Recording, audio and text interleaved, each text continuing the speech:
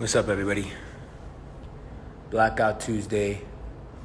I had a live prepared with, I think, one of the most powerful leaders of this generation.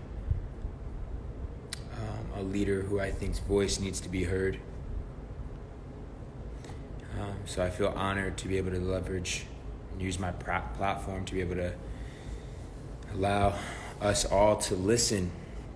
So I'm going to be bringing on a guest that's been on Leaders Create Leaders, Trent Shelton. I hope you guys caught yesterday's where we said a prayer.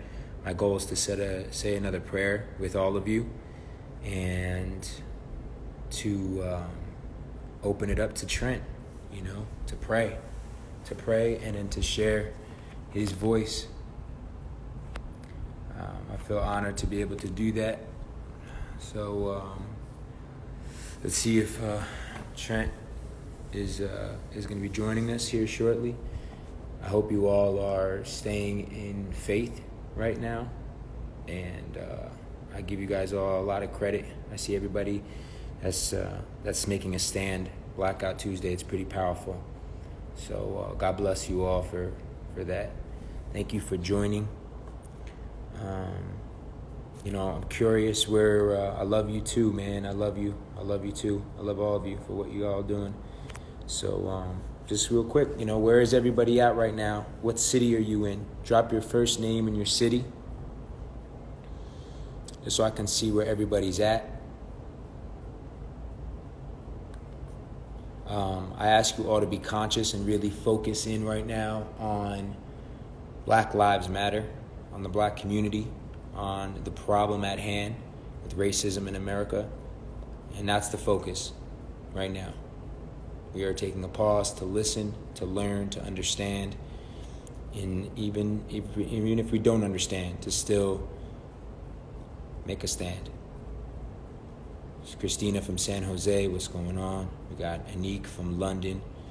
We got Simone from Switzerland. It's cool to see a lot of people from around the world. We got Frankie from Las Vegas. We must look inside ourselves. We are one, we are love. It's beautiful. Muna from Saudi Arabia. We got Vancouver here, India. Thank you. Love you, King G. I love you too, Chase. I'm here with you, bro. I stand with you. I'm going to reach out to you. I'm putting together a private dinner series, and I would love to invite you here to my home in Sedona with some other powerful leaders. Anything I can do. Chase, I appreciate your leadership. John, I see you, man. We're all one. I see you, bro. We got Maz. We got Anthony from CLT. We got Belleville in the house. That's what's up. That's where I went to high school. Shout out to Belleville, Bucktown. Cass from Santa Rose. I appreciate you, brother. Thank you. I appreciate you, too. Caleb, the coach. Good to see you on here. If I have some extra time to bring some new other leaders on here, I will. But for now, I want you guys to do me a really big favor. I'm about to bring on one of the most powerful, heart-led leaders in this country, in the world. Someone that I've had an honor of sitting down with and having him on my show. Someone who I believe right now a voice can really make a difference for the Black community, and really all of us. We should be listening right now to understand. So please do me a favor, everybody. Drop a prayer emoji for the one and only, my man. What's up, Bonin? Drop a prayer emoji. I'm going to bring on my man, Trent Shelton, everybody.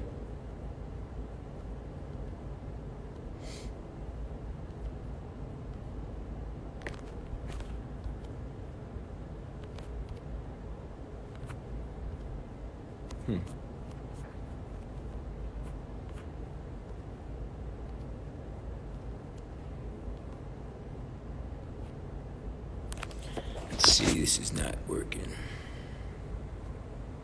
Hey Trent, if you're on here, Trent, if you can send me the request so it pops up for me, I would appreciate it. It's good, Isaiah. I see you. There we go.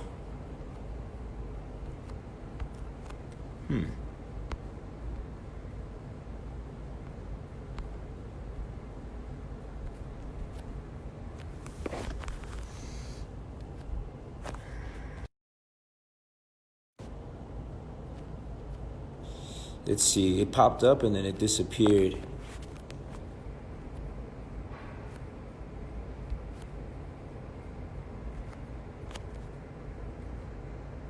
Why is this not working? The button is not working. Let's see.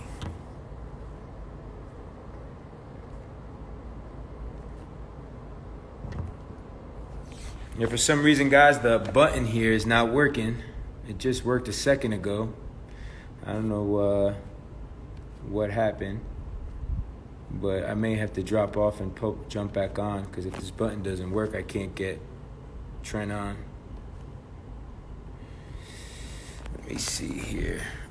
He sent another request. I'm clicking. There we go. Prayer emojis, and let's bring the one and only Trent Shelton on.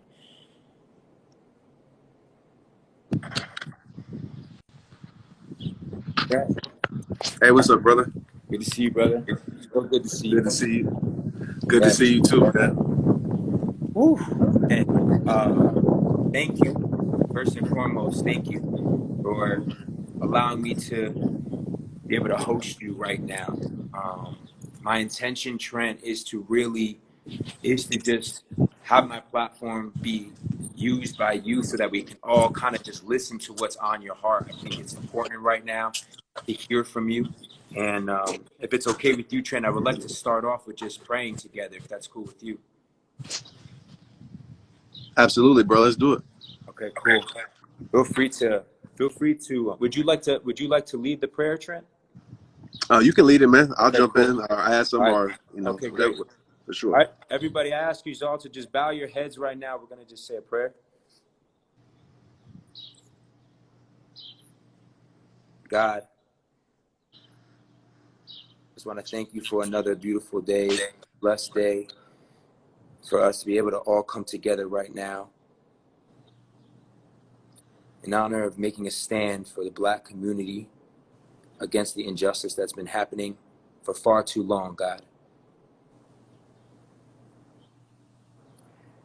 I know that this is pain that has been rooted for centuries and centuries, for lineages, and today is a day that we all can feel the voices in the streets, and everyone around the world that right now is taking a moment to pause and to listen, to understand that you have a plan, and that in this plan and through this darkness that has been going on for so long, that a new day will be born, a day of light, a day of love, a day of unity, a day of equality.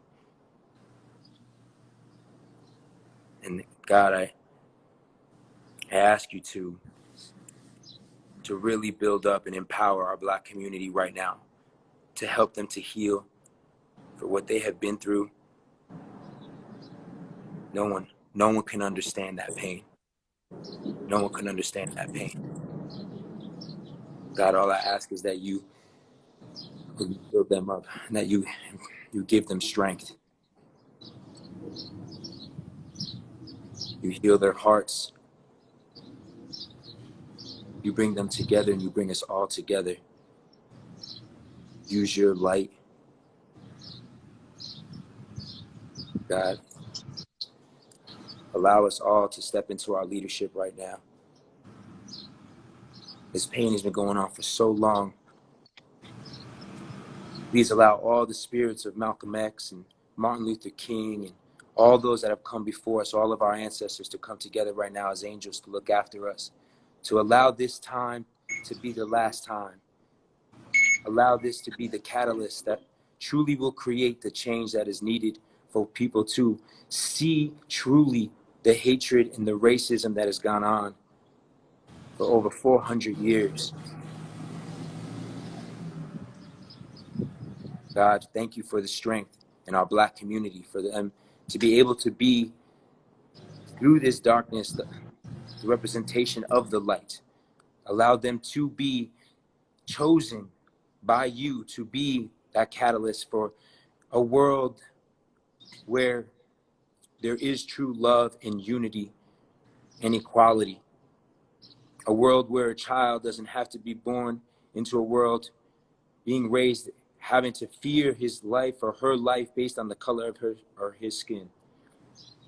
And God, I ask you to bless those families that have suffered, that have gone through the pain for so long.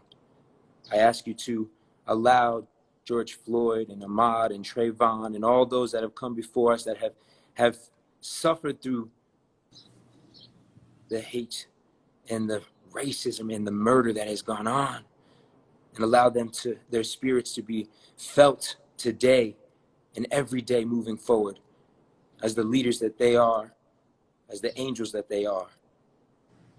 Know that they will not be forgotten, and that we will come together and we will end this racism. For whatever it takes, we will make a stand, God. We make a stand with you. We believe. And God, I ask you to please bless every single soul on this live right now, to empower them to be able to listen and to be able to hear your voice through Trent today.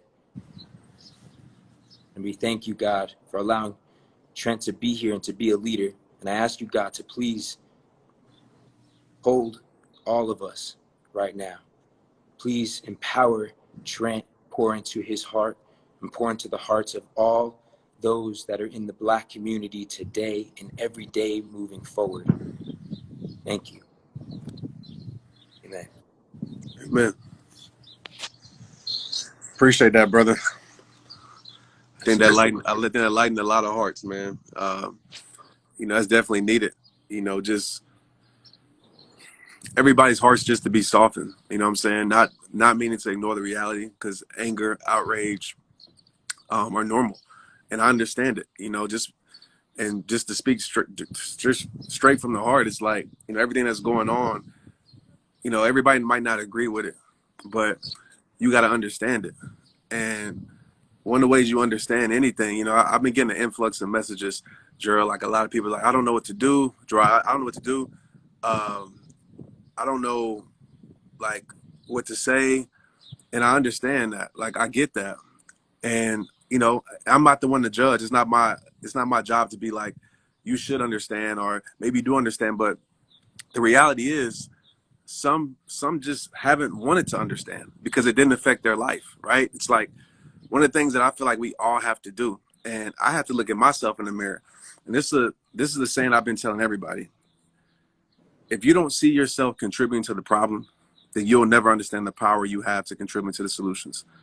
And so I have to tell myself, what could I do better? Even though I feel like I do a lot of stuff that I don't put online in inner cities and work, and, you know, I see character, but at the same time, we have to acknowledge someone's color. We do. And so it's like, what can you do in your life? What haven't you done that's been contributing to the problem? What can you bring to the table to say, you know, like, okay, maybe I've just been blind to it, or maybe I've been choosing to stay blind to it because I've been inside my privilege bubble. You know, I've been inside the bubble of, okay, as long as it doesn't bother me, then I'm not worried about it. And I made a video 4 years ago, 2016, on July 7th, when all the shootings in Dallas happened. It was actually my daughter's, she was born that day. Made a video when police got killed by a man in Dallas, and it was protesting. I forgot after who got killed. I mean, it's just on and on and on. But I told people, I said, if we don't do something about it, if you don't do something about it, right? If you don't look yourself in the mirror and ask yourself, what could I do? It's going to come to our front doorstep. And right now, it's at our front doorstep, and everybody's feeling it. So, you know, the message I just wanted to get out, we can definitely dialogue and talk, is what can you do? And it looks different for everybody. And I get it. Some people are afraid to speak out. Some people are afraid of the backlash. Some people are afraid of what other people might say. But when it comes to your dreams and visions, especially my people in personal development leaders and in the spaces, like, when you don't know what to do, what do? You ask questions, you figure it out. You can't preach fearlessness and then operate in fear when it comes to this. And so we all got to do our part, man. Yeah, appreciate that, Trent. Wow, that video, the fact that you did that video so long ago, I mean, it got to a point where I feel this needed to happen. I really genuinely believe, and I want to know what you believe, in the sense of that this is God's plan, you know, that although people, I feel, are focusing on, you know, yesterday I did a live, and I saw some people were still focusing on the looting and a lot of, you know, even just spirituality, like in the sense of like, you know, me, I'm a conscious leader, right? So I'm very big with spirituality. And yes, I believe ultimately that this is a major, you know, catalyst for change and unity for humanity. Like it's huge.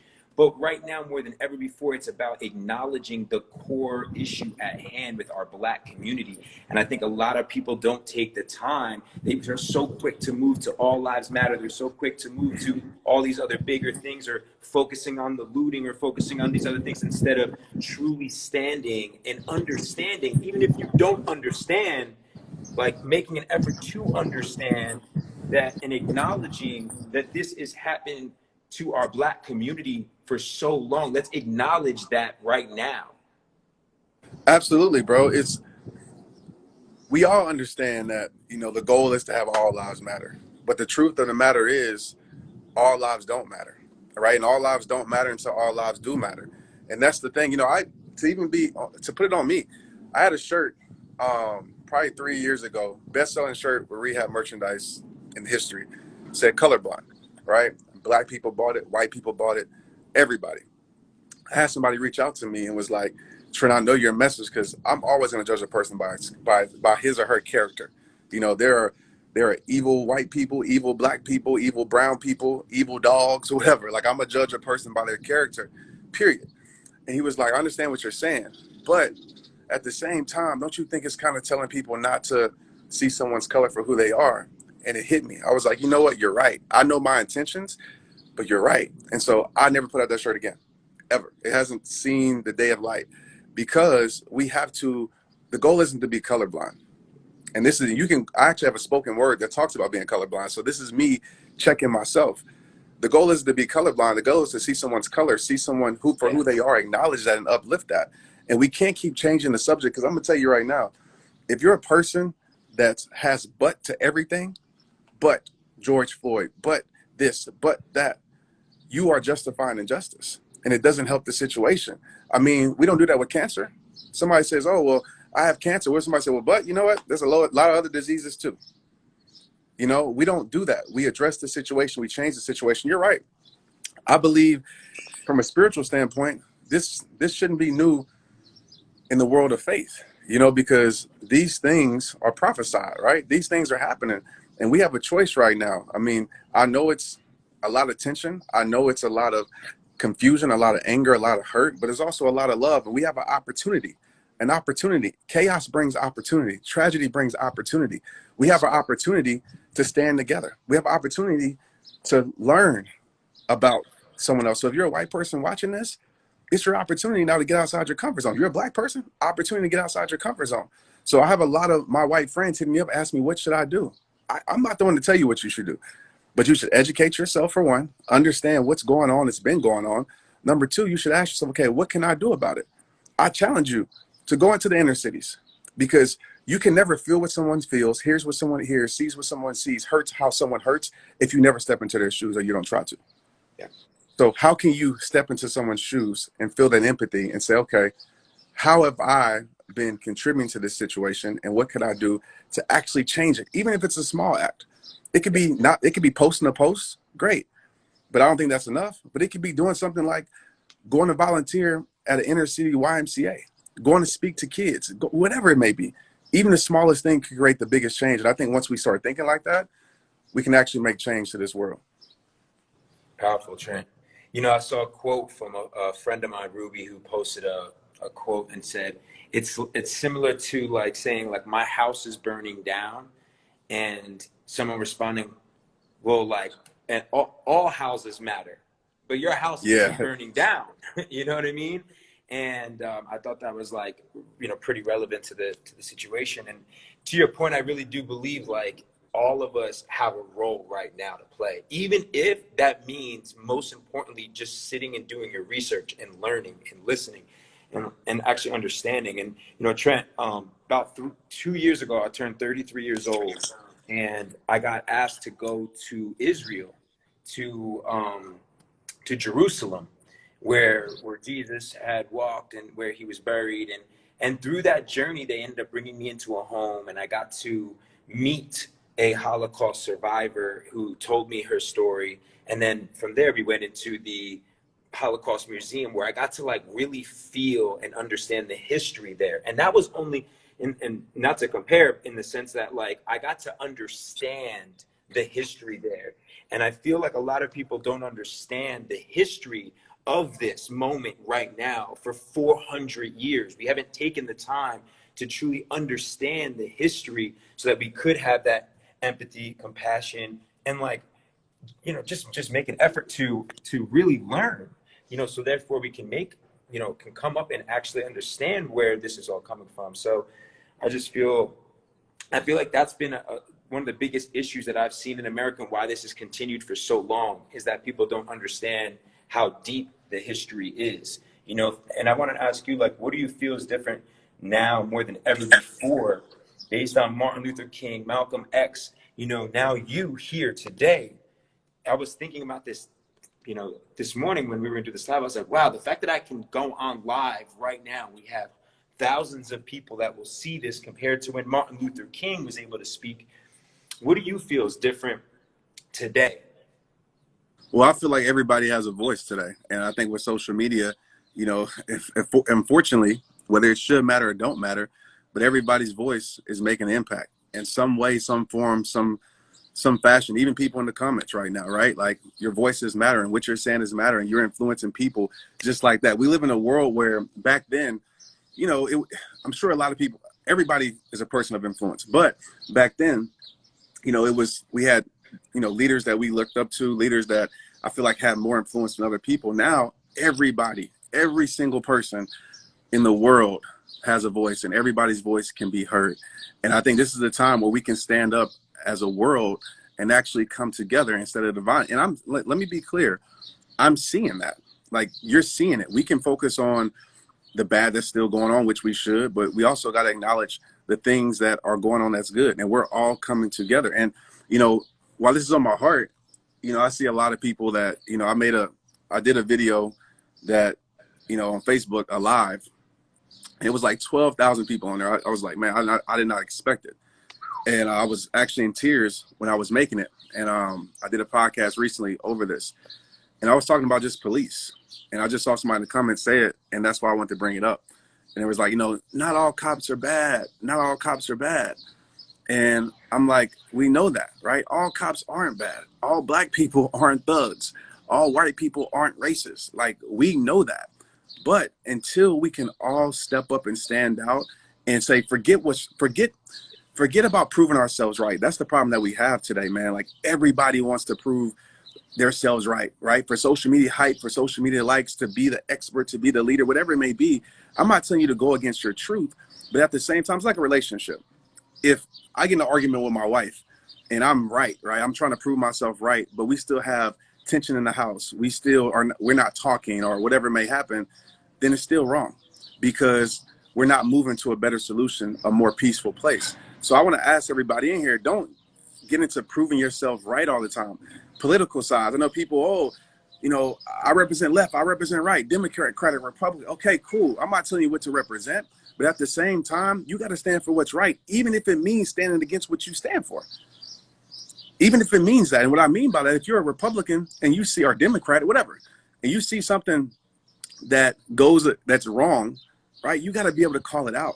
And that's what we got to get to in the world, is that we got to stand up for what's right, even if it makes us look wrong, even if we get criticized, even if people unfollow us, even if it hurts our brand. This is to all influencers out there. Like, it's crazy, man. And that's why I appreciate you, because you're a leader. Like, and that's why I was like, man, I'm always down to do it with you. We connected in New York, and you're always standing up for what's right. And I appreciate that. But one of the things that I saw, bro, that really bothered me, it was crazy, because it was like, probably like a week ago, people were afraid to speak out because they were afraid of the backlash that was going to come with it.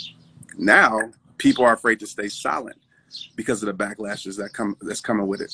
So I appreciate this world for putting positive pressure on people of influence to stand behind the things that they say they stand for, and to really help this world. So I know that was a lot, bro, but I just feel like that. And there's like, if I can illustrate this, just with the good cops, bad cops, good people, bad people.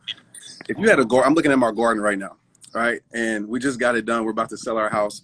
And so, but I know my garden, if it wasn't about to sell our house, it would look kind of weeds here and there. If you guys have gardens or something that you really love, right? I'm gonna use a garden, for example. You got a beautiful garden. 99% of your garden is perfect, right?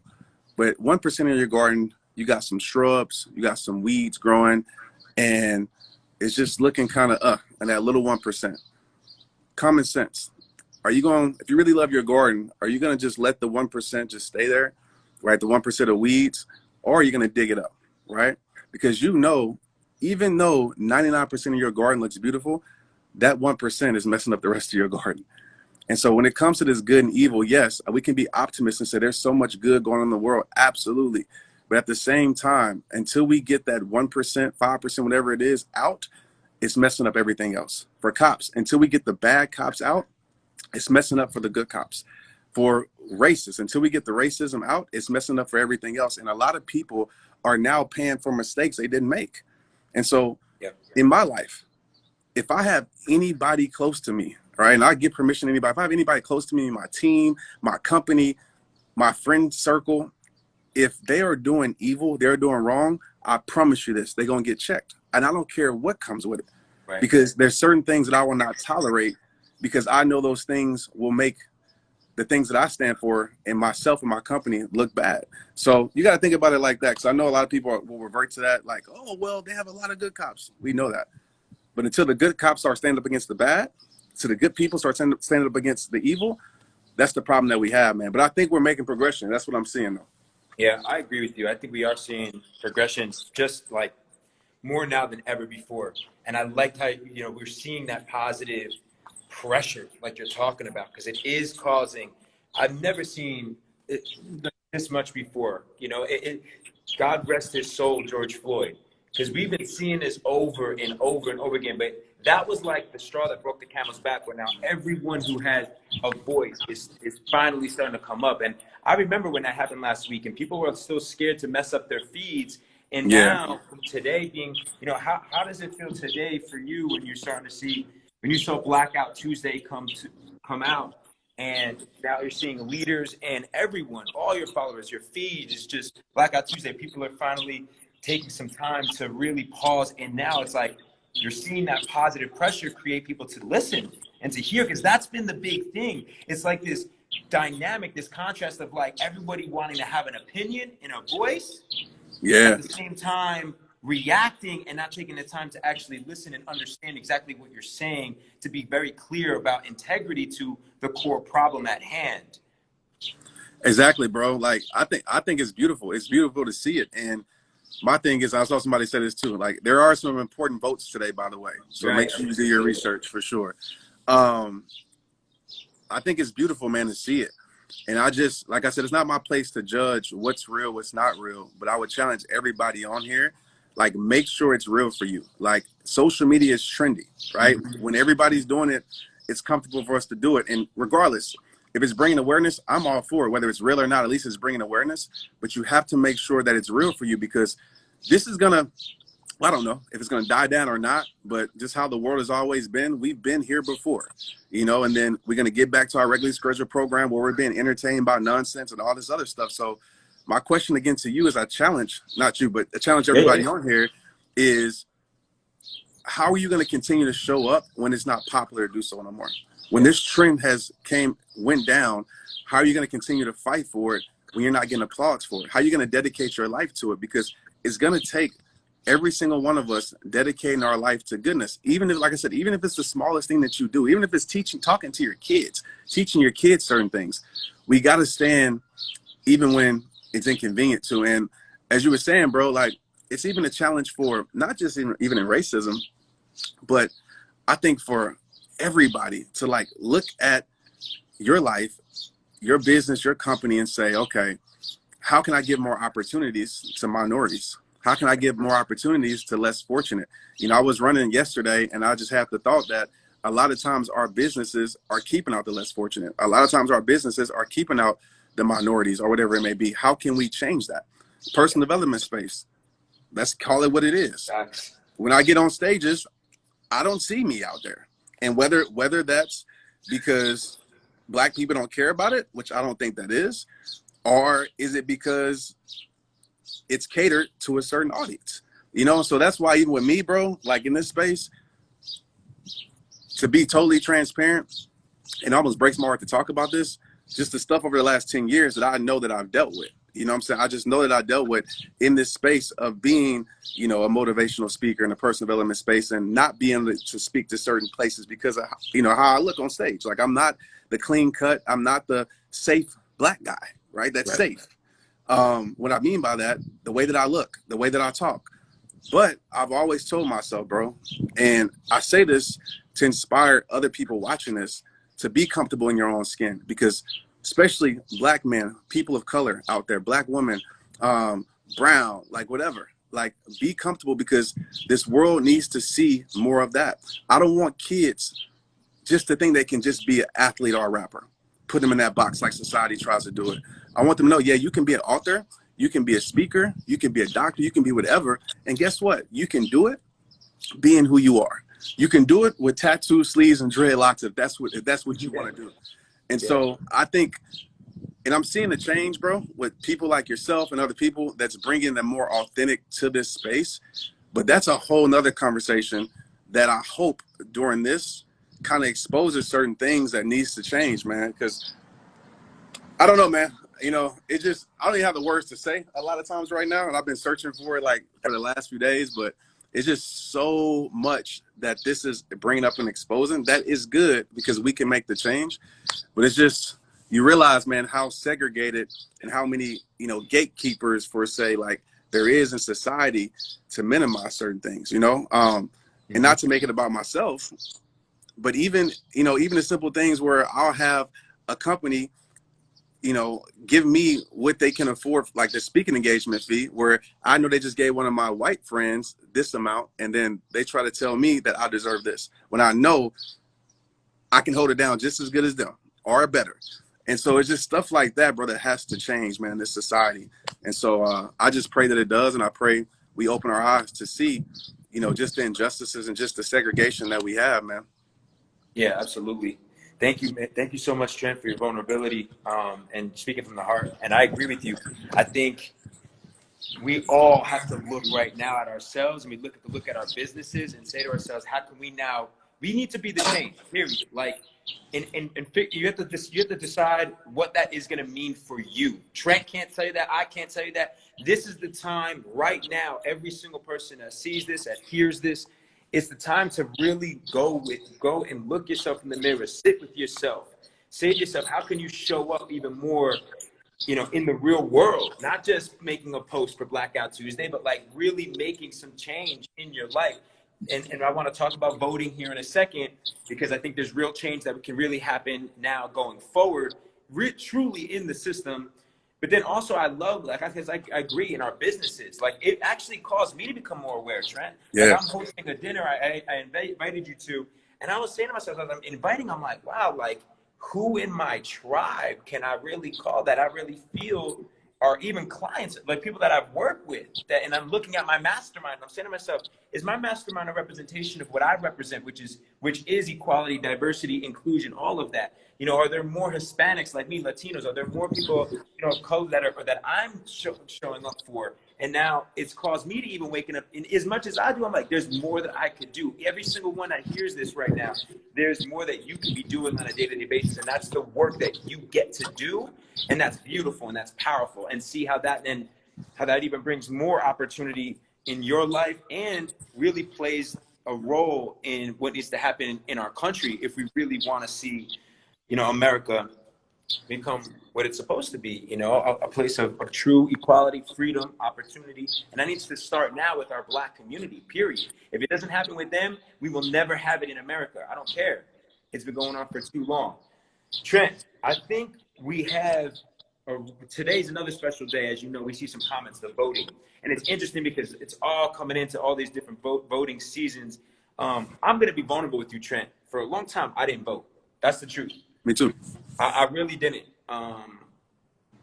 I don't know if that was part of their plan, but like I do believe that for a very long time, our generation neglected because of how I almost feel like the system. Brene Brown had a really powerful quote I just heard, which is like, the system's not broken, the system was built this way. And I was like, wow. Because I've been thinking like, you know, a broken system creates broken people, and that's why we're in the situation that we're in.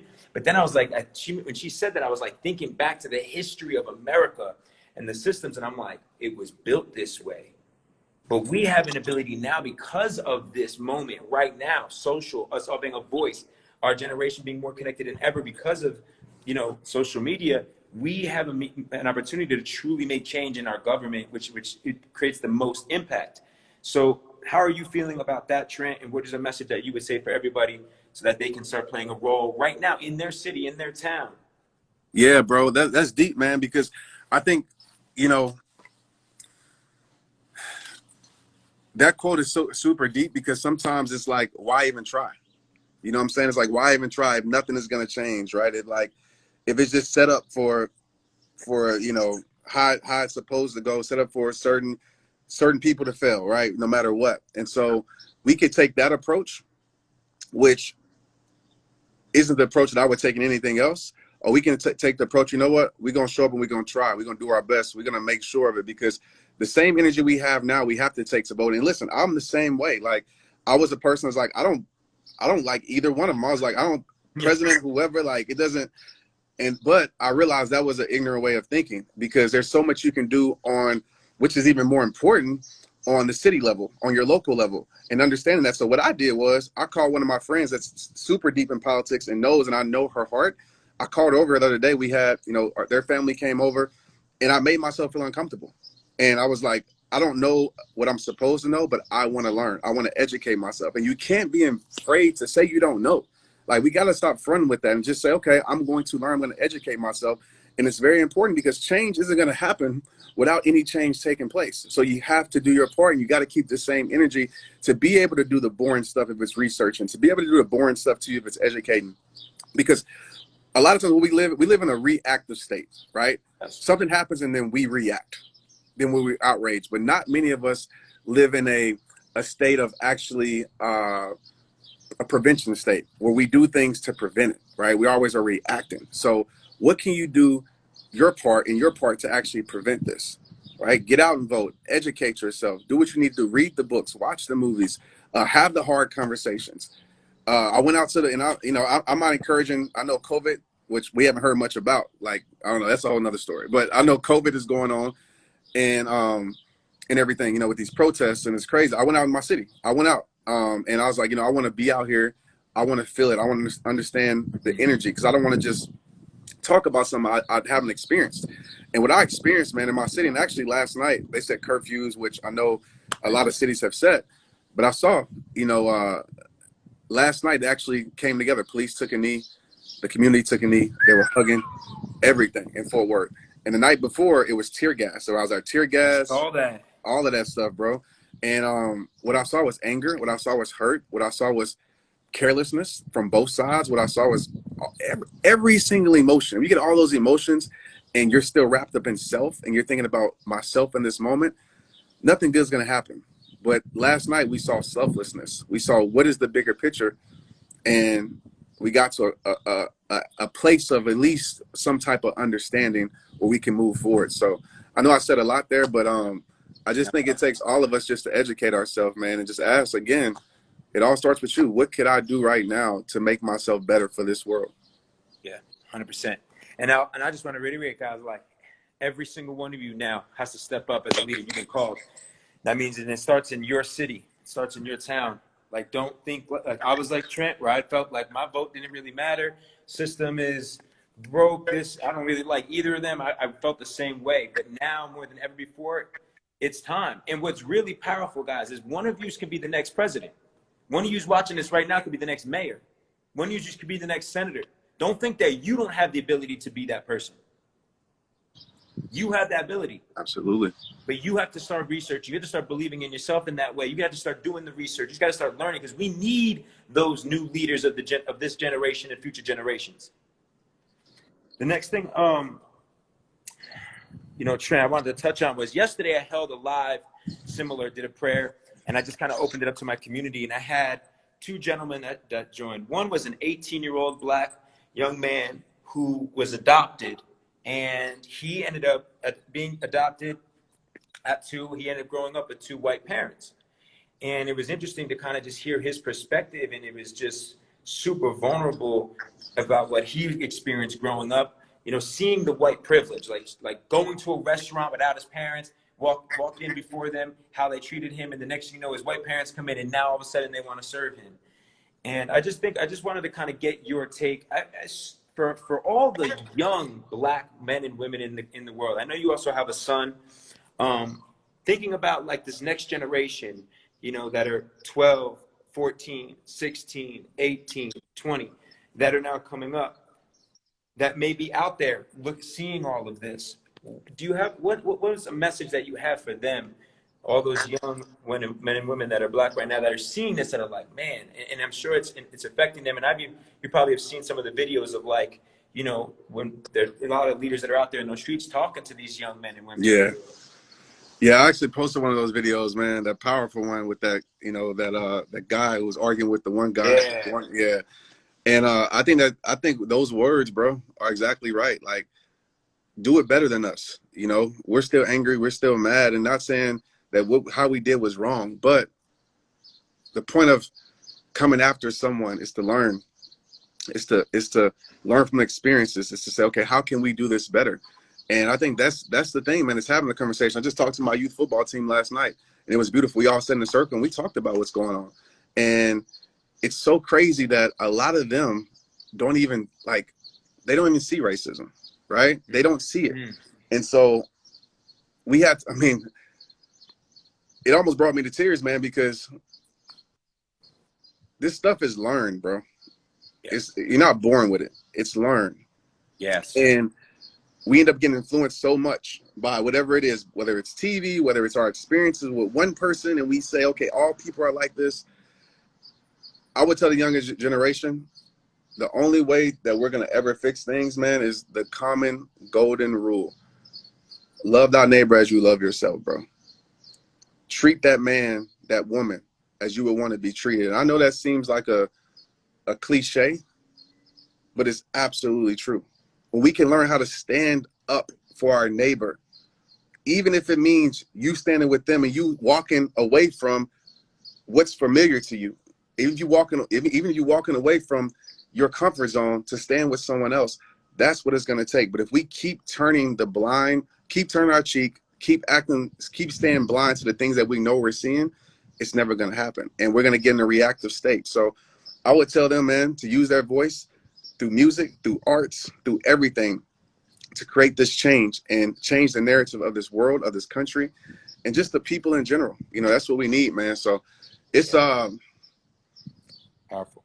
Yeah, it's you know, I've never been at such a loss of words, bro, this week than I ever been in my life, bro. And it's because it's so, I mean, I'm losing sleep, probably look tired, but it's just so much, bro, that I'm just trying to like articulate.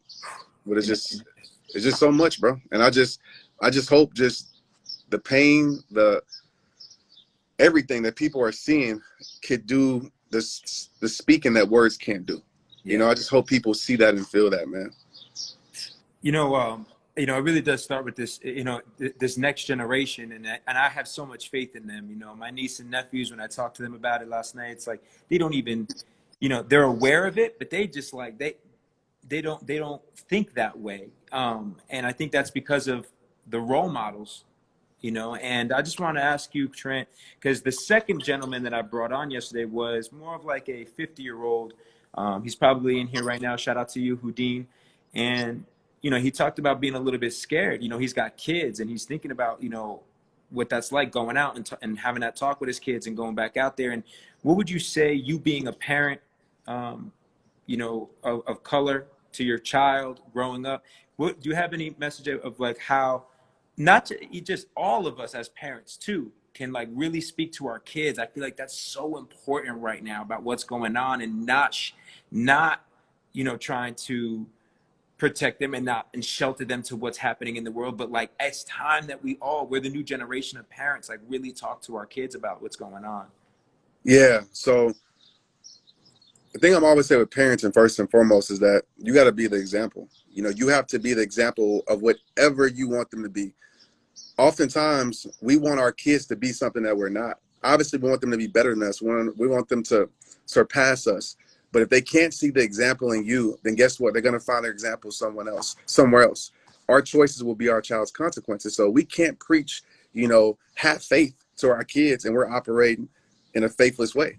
We can't preach, you know, be good to the world when they see in us that we're not being good to the world. So for one, we have to be the example. We have to have transparency. You know, when I walked back in from the protest, Tristan, he opened the door and he just looked at me, and I was like, "What's up, man?" Because I'm just making sure you're all right. And I'm like, "I am all right." I was like, "Let's talk."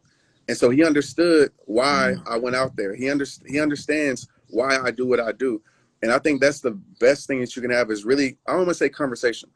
I say connection, which is a deep form of conversation with your kid, and have them just learn how to believe in whatever it is that they want to do with their life, and have them stand up for it. I think that's the main thing that you can do. And yes, this world is crazy, but at the end of the day, we only can protect our kids so much. There's only so much that we can do. And so just be that example. And I want to share this, man, like, because, and this is something that I've told my kid, Tristan, and, you know, Maya, she's 3 and our daughter Marley's 8 months. So she definitely doesn't understand. But something that I've told them is that you're going to have negative experiences with people. You know, Tristan's going to middle school next year. I said, it's going to start changing. You're going to have negative experience with people. And as a human being, a lot of times what we do is we take that negative experience with that person, and we take it, and then we say, everybody who's like this person, looks like this person, talks like this person, dresses like this person, is that person. And we make that mistake. I made that mistake growing up for a little bit. I went to a private school as an athlete that was all white, predominantly white private school. And I've had bad experiences there. One experience was crazy as it sounds, bro. We had a play, 3rd grade. I remember like it was yesterday. The same teacher, 2 stories with this teacher. First story is that I did a Martin Luther King speech. She gave me an F, right? And so my dad already knew that she had some type of, I don't want to call it racism, whatever, some type of issue. And so my dad, he did it for me on purpose. And she said, my dad goes to him and said, "Hey, why did you give my son an F?" He said, he didn't follow the rules. And my dad said, "Well, guess what? I did the paper, and I know I followed the rules." And she was like, she didn't know what to say. Same teacher, same year. We're having to play Wizard of Oz play, right? I wanted to be like the Scarecrow or Tin Man or something like that. So, "Oh, you can't be that." And I didn't even understand this until years later, what she was doing. Guess what my role was? The King and the Monkeys. That was my role in the play. And so my experience with all of those things, and not being able to go to birthday parties because they didn't have enough cake for Trent, right? These experiences, I could have held that in and say, you know what? All white people are like this. But I decided not to do that because I know my experiences with white people, black people, whatever. I know I've had a lot of great experiences. So I think I tell my son, to make a long story short, is don't let the few negative experiences with people, the 10%, 20%, make you judge all by the mistakes made by a few or some.